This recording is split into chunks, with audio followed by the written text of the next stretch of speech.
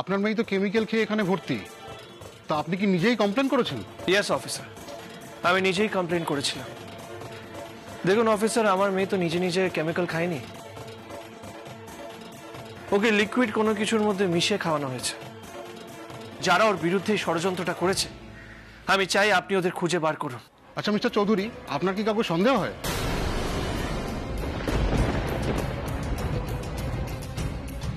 বলুন মিস্টার চৌধুরী, আমাদের কাছে কিছু লুকোবেন না। আপনার যদি কাউকে সন্দেহ হয় সেটা বলুন, আর আপনার পরিবারের হলেও সেটা জানান আমাদের।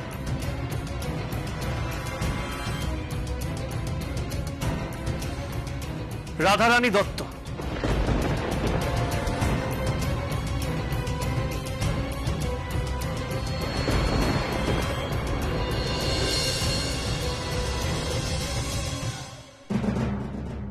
দেখুন অফিসার, এর আগেও রাধারানী আমার স্ত্রীর ক্ষতি করার চেষ্টা করেছে, আর আমার সন্দেহ এবার আমার মেয়ে ওদের টার্গেট।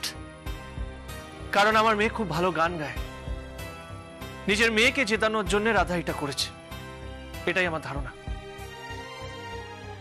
এই রাধারানী দত্তর address? Come on officer, Dutta এন্টারপ্রাইজের ওনার রাধারানীর অ্যাড্রেস আপনি শিওরলি খুঁজে বার করতে পারবেন। ও, ইনি সেই রাধারানী দত্ত? হ্যাঁ অফিসার, রাধারানী নিজে কখনো ভালো গান গাইতে পারেনি, তাই আমার স্ত্রী কৃষ্ণকলির সবসময়। হ্যাঁ সেটা জানি, ইনাকে কেনা চেনে। শ্যামার ওপর হিংসে করে অনেক কিছু করেছে ও, আর এখন আমার মেয়ে কৃষ্ণা ওদের টার্গেট।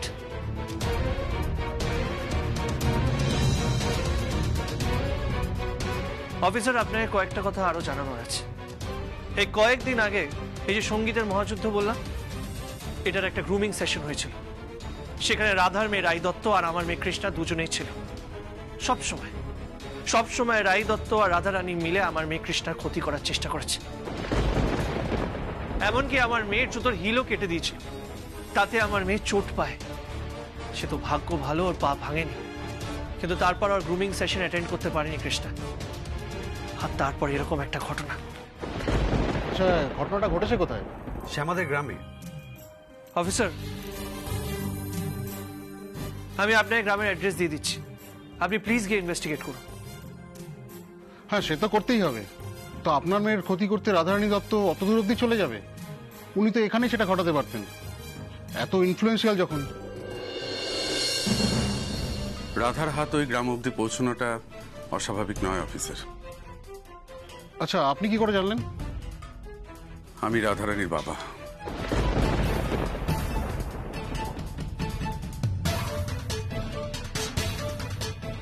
তাহলে রিপোর্টারটা লিখবো তো যে আপনি রাধারানী দত্ত আর তার মেয়ে রাই দত্তকে সন্দেহ করছেন? নিশ্চয়ই লিখবেন। দেখুন, রাই বাচ্চা, ওকে যা শেখানো হবে ও সেটাই করবে। তাই আমি শুধু রাধারানী দত্তর এগেনস্টে কমপ্লেন করতে চাই। সেক্ষেত্রে কিন্তু আমাকে রাধারানী দত্তকে জিজ্ঞাসাবাদ করতে হবে। নিশ্চয়ই করবেন, আমি সেটাই চাই। আমার দৃঢ় বিশ্বাস এই পুরো ষড়যন্ত্রের পেছনে রাধারানীর হাত আছে।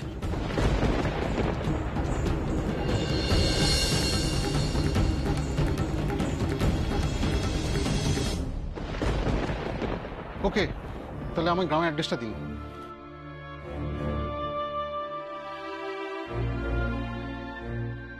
আবার তোমরা? রাধা দিদি, তোমার মেয়ে আমার মেয়ের ক্ষতি করার চেষ্টা করলো আর তুমি তাতে মদত দিলে? ঠিক যেভাবে আমার জীবনটা অতিষ্ঠ করে তুলেছিলে, একই কাজ তোমরা আবারও করছো। কিন্তু কেন রাধা দিদি? আমার মেয়ে কি ক্ষতি করেছে তোমাদের? কি অপরাধ করেছিল যে আমার মেয়ের জীবনটা তোমরা এভাবে নষ্ট করে দিতে চাইছো? দেখে নিও, কৃষ্ণ কোনোদিনও তোমাদের মাফ করবেন না, কোনোদিনও করবেন না রাধা দিদি।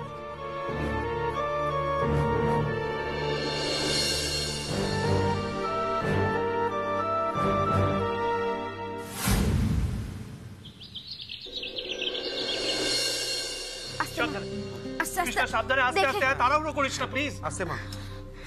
দেখে কষ্ট হচ্ছে না তো? এই তো আমার কৃষ্ণা দিদিভাই চলে এসছে, আমার আর কিছু চাই না। হ্যাঁ হ্যাঁ এসেছে, এসো এসো এসো ছোট দিদি, এসো বসো বসো। বাবারে তুমি এসে আমাকে বাঁচালে। সকাল থেকে তোমার দাদান বলছে কখন আসবে আমার দিদিভাই, কখন আসবে বলে কানের পোকা বার করে দিয়েছে। এই যে নাও, আরে আমার সামলাও। দিদিভাই বাড়ি ফিরবে, তারপর ওর কাছ থেকে আমি গান শুনবো বলে কবে থেকে বসে রয়েছি। তোদের বিয়ের সময় তো আমি থাকতেই পারলাম না, আজ ওর গান শুনে তবে ছাড়বো।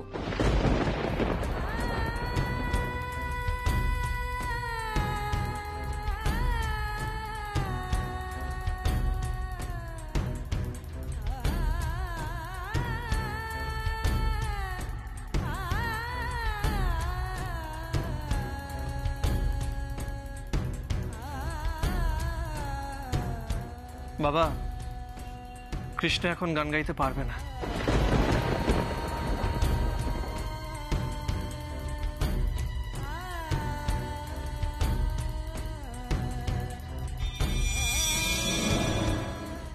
এক্ষুনি গান গাইতে পারবে না তার মানে তো এটা নয় যে কোনোদিনও গান গাইতে পারবে না। সবে তো হসপিটাল থেকে ফিরলো, একটু রেস্ট নিক, সুস্থ হয়ে যাক, তারপরে সবাইকে ভালোভাবে গান গেয়ে শোনাবে, ঠিক আছে? সে তো আমি জানি। আরে আজ মানে কি আজকেই নাকি? কি গো দিদি ভাই, তোমার দাদু তো আর কালকেই স্বর্গযাত্রা করছে না যে আজ গান না শোনায়নি নয়।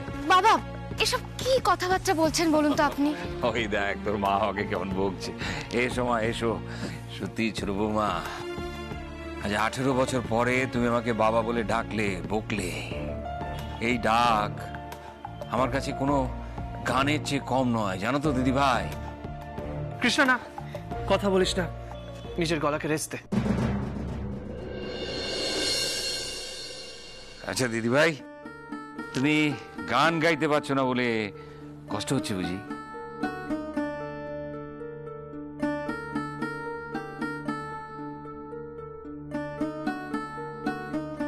মন খারাপ করো না। দেখো বড় বড় গাইয়েদের এরকম হয়। তোমার মাকে জিজ্ঞাসা করো, হ্যাঁ, ওর কতবার গলা খারাপ হয়েছে। মাথা থাকলে তো মাথা ব্যথাও হবে। কি ছোট বৌমা? কি রে ছোট বৌমা, শুনলি মাথা থাকলে নাকি মাথা ব্যথা হয়?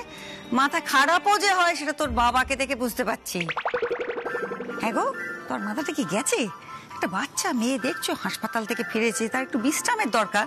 তা না কোলে বসিয়ে তখন থেকে বক বক বক বক করেই যাচ্ছ হ্যাঁ? আরে হিংসে করো না গিন্নি, তোমার সঙ্গে কথা না থাকলেও আমার ছোট গিন্নির সঙ্গে আজকে অনেক কথা বাকি আছে।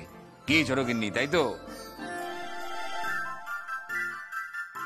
হ্যাঁ নিখিল, আমাকে একটা কথা বলতো। বলো না বাবা। এই যে সঙ্গীতের মহাযুদ্ধে অডিয়েন্স বসে থাকে না, সেখানে আমি তোর মাকে নিয়ে গিয়ে বসতে পারবো? কি হচ্ছেটা কি? হ্যাঁ না না, দেখো কৃষ্ণা দিদিভাইয়ের গানের সময় আমরা ওখানে গিয়ে বসতে চাই, তবে এমনি বসালে হবে না। এই কৃষ্ণার দাদু এবং ঠাম্মি হিসেবে আমাদের পরিচয় করিয়ে দিতে হবে। আচ্ছা, তুমি তখন থেকে অত কথা কেন বলছো? দেখছো মেয়েটার গলাটার ওই অবস্থা, এমনি কষ্ট পাচ্ছে, গান গাইতে পারবে কিনা ঠিক নেই। হয়তো এমনও হতে পারে পরের বছর গাইবে। আরে তাতে কি? এবছরের সঙ্গীতের মহাযুদ্ধ আর পরের বছরের সঙ্গীতের মহাযুদ্ধ কি আলাদা নাকি? তো প্রতি বছরই হয়। এই বছরে গলায় একটা সমস্যা দেখা দিয়েছে, তাই পরের বছর গাইবে। তাতে তো আর আমার গান শোনা আটকাচ্ছে না। দিদিভাই গাইলেই আমি যাব, ততদিনও মায়ের কাছে তালিম নেবে, আরো জমিয়ে গান গাইবে। না বাবা, কৃষ্ণা এই বছরই গাইবে।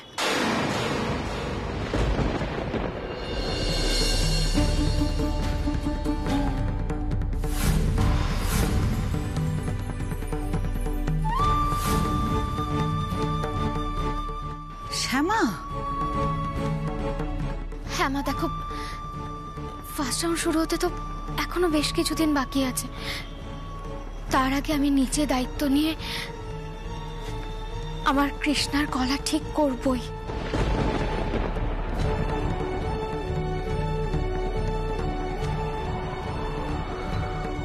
কৃষ্ণা, কৃষ্ণা শুনলেই যে সবসময় কথা বলতে হয় তা নয়। প্লিজ প্লিজ কথা বলিস না, প্লিজ।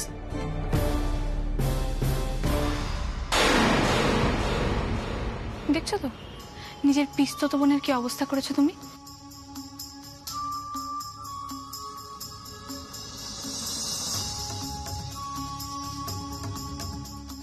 মনে হচ্ছে এক্ষুনি গিয়ে সবাইকে সত্যি কথাটা বলে দিই।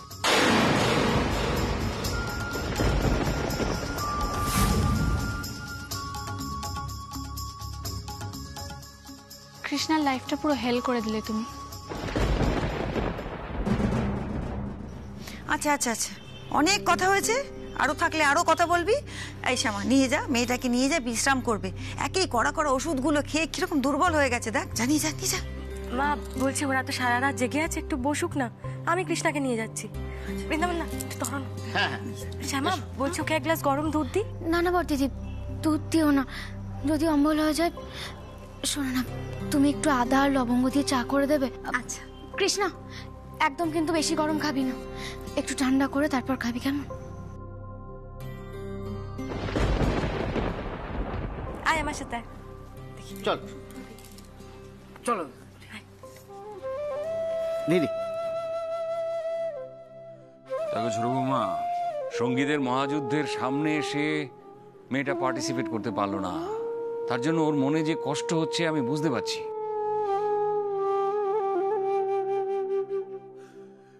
ওর মন ভালো করার জন্য যা যা করার করতে হবে, কিন্তু এবছরেই গান গাইবে এটা বোধহয় ওকে না বললেই ভালো হতো।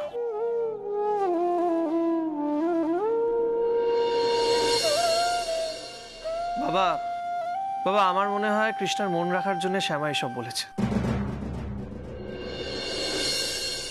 না ছোট কর্তা, আমি শুধুই কৃষ্ণার মন রাখার জন্য কথাটা বলিনি। আমি সত্যি আমার মেয়ের মন ভেঙে যেতে দেব না। আমার মেয়েটা কত আশা নিয়ে এই শহরে এসেছিল গান গাইবে বলে, আর ওর এই আশা আমি যে কোনো মূল্যে পূরণ করবই।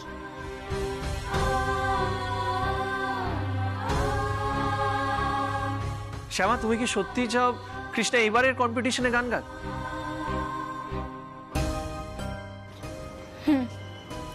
আমি চাই।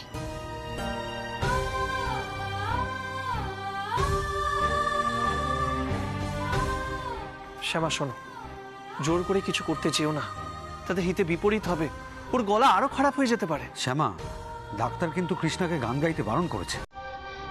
বড়দা ভাই, আমি তো আছি, আমি নিজে দায়িত্ব নিয়ে আমার মেয়ের গলা ঠিক করব। আপনারা দেখবেন আমার কৃষ্ণার গলা থেকে আবার সুর বেরোবে, আমার মেয়ে সঙ্গীতের মহাযুদ্ধে গান গাইবে।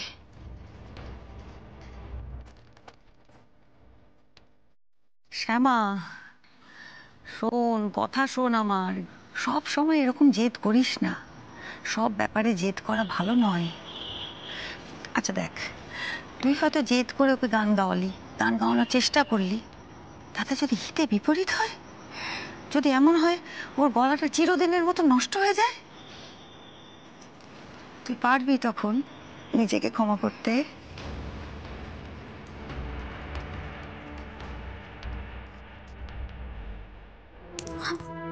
মা, তুমি জানো না, ও যদি সঙ্গীতের মহাযুদ্ধে গান না গাইতে পারে তাহলে ভেতরে ভেতরে কষ্ট পেয়ে আমার মেয়েটা মরে যাবে। মা, মা, ও দু চোখ দিয়ে যে স্বপ্ন দেখেছিল সেটা যে আমি অনেকটা কাছ থেকে দেখেছি। মা, তুমি জানো না, আমি তো প্রথমে ওকে আসতে দিতে চাইনি, কিন্তু ওই মেয়ের জেদের কাছে যে আমাকেও হার মানতে হচ্ছে। আর আজ যদি আমার জেদের কারণে আমার মেয়েটা গাইতে পারে, যদি গান গেয়ে জিততে পারে, তাহলে এর থেকে বেশি আনন্দের কিচ্ছু হতে পারে না।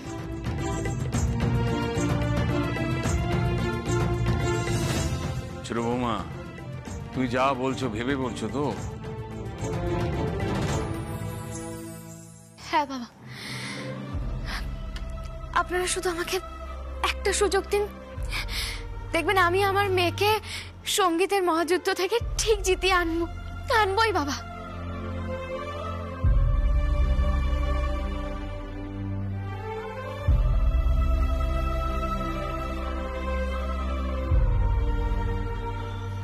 তুমি আমার পাশে থাকবে তো ছোট কর্তা?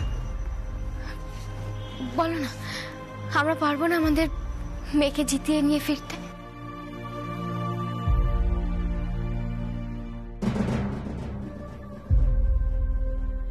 দেখো, ও তো আমাদের সবকিছু ফিরিয়ে দিয়েছে, তাহলে ওকে আমরা দুজন এইটুকু জিনিস ফিরিয়ে দিতে পারবো না?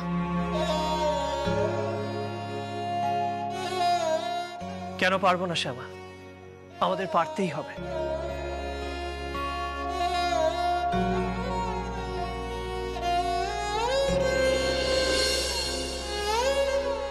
আচ্ছা, বলছিলাম একটা কাজ করলে কেমন হয়? কি কাজ? দেখো, ওর মনটা ভালো করা নিয়ে কথা। ও তো আর কালকে থেকে ইচ্ছে করলে গান গাইতে পারছে না। এভাবে সবসময় ঘরের মধ্যে বসে থাকলে মন খারাপ হতেই থাকবে। সেসব তো বুঝলাম, এখন আমাদের কি করণীয়? দেখো দিদি, আমরা গ্রামের বাড়ি থেকে হুট করে চলে এলাম। 2 দিন থাকবে, মেয়েটা একটু আনন্দ করবে, সেটাও তো করতে পারলো না। এখন কি আমাদেরকে গ্রামের বাড়ি যেতে হবে নাকি? আরে না না, আমি তা বলছি না। দেখো, পরশু ছুটির দিন, আমরা সারাদিন যদি আমাদের বাগান বাড়িতে গিয়ে একটা পিকনিক করি, তাহলে মেয়েটার মনটাও ভালো থাকবে, একটু আনন্দে থাকবে।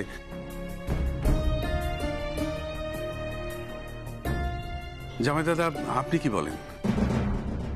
হ্যাঁ, দারুণ দারুণ, হ্যাঁ ভালো বলেছো। আড্ডায় আমার কোনো না নেই।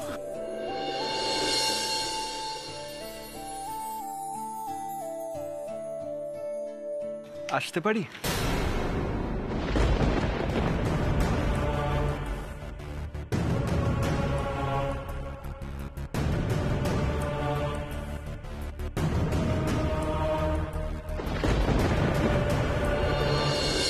অনিরুদ্ধ, এসো না। এক সেকেন্ড শ্যামা।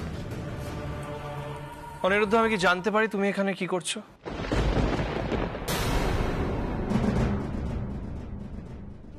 ছোট কর্তা, ওভাবে কেন বলছো ওকে? অনিরুদ্ধ, তুমি দাঁড়িয়ে আছো কেন? না আঙ্কেল, আমি হসপিটালেই গেছিলাম।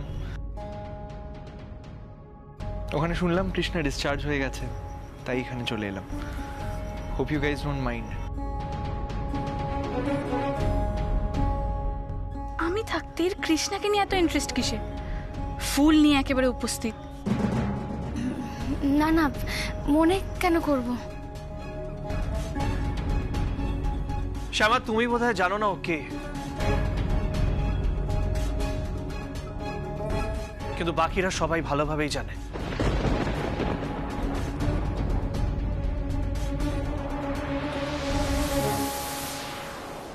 ওমা, ও তো অনিরুদ্ধ, আমার ফ্রেন্ড। কাম্মা তো চেনে, 31st পার্টিতে এসেছিল। মনি প্লিজ, বড়দের মধ্যে কথা বলো না, আমি রিকোয়েস্ট করছি, প্লিজ।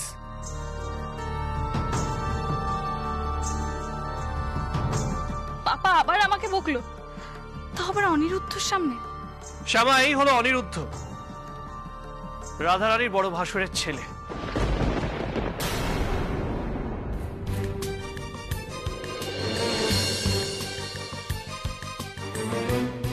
অনিরুদ্ধ, তোমার কাকিমা জানেন যে তুমি এখানে এসেছো?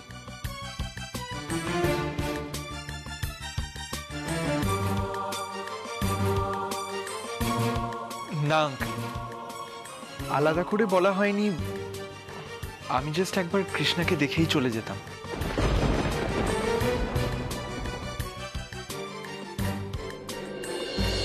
ও, তুমি কৃষ্ণাকে দেখতে এসেছিলে? আসলে জেম্মা তোকে এক্ষুনি উপরে নিয়ে গেল। ও হয়তো রেস্ট নিচ্ছে, এতক্ষণে ঘুমিয়েও পড়েছে। না না, ও ঘুমোয়নি। আমাকে ইশারায় বললো যে একটু গান চালাতে, গান শুনবে। তুমি যাও না, ও তো আসলে কথা বলতে পারছে না, কেউ কথা বললে ভালোই লাগবে। তুমি যাও মুন্নি, যা না, নিয়ে যা। না বড় বৌদি, ওর ওপরে যাওয়ার কোনো দরকার নেই। নিখিল,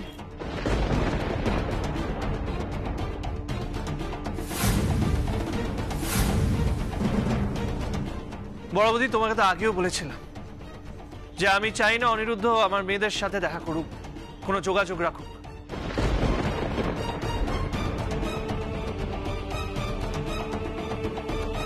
প্লিজ কৃষ্ণা আর মুন্নিকেও এটা বলে দিও। Papa, you are insulting my friend. Please Munni, আমি তো বললাম আমি যখন কথা বলছি আমাকে ইন্টারাপ্ট করবে না, প্লিজ। আর তোমাকে আরেকটা কথা বলে রাখছি, ফার্দার অনিরুদ্ধর সাথে কোনো কমিউনিকেশন তুমি রাখবে না।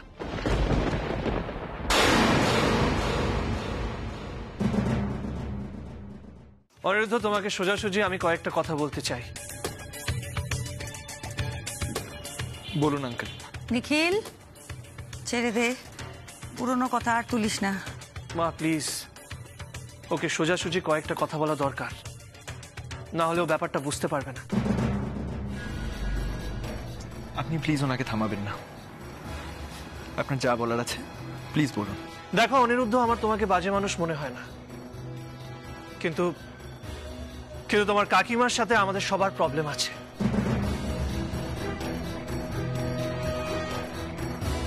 আমি চাই না রাধারানী বা তার পরিবারের কারোর সাথে আমার পরিবারের সম্পর্ক থাকুক।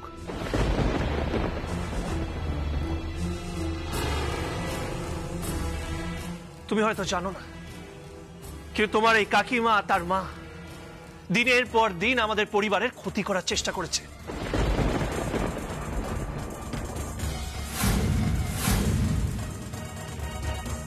আঙ্কেল, আই ডোন্ট নো আপনি কতটা জানেন, কিন্তু আমার মা বহুদিন ধরে অসুস্থ। আমার কাকিয়া তাকে নিজের দিদির মতো দুহাত দিয়ে আগলে রেখেছে। I can assure you, if it was not for her, আমাদের ফ্যামিলি অনেক দিন আগে ভেসে যেত।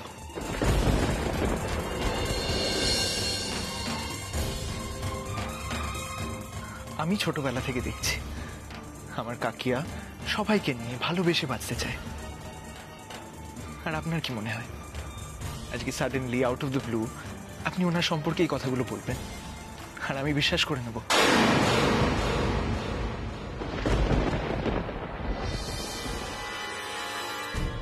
না চাইলে করো না, কিন্তু তুমি যদি নিজের কাকিমার অতীত জানতে তাহলে বুঝতে সে কতটা হার্মফুল।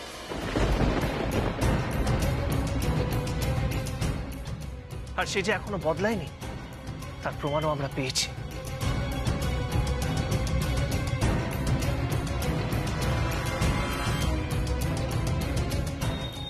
এনাফ আঙ্কেল,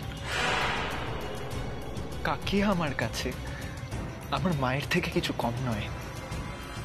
ওনার মতো এক মানুষ সম্পর্কে এই কথাগুলো কিন্তু আমি মুখ বুজে সহ্য করে নেব না।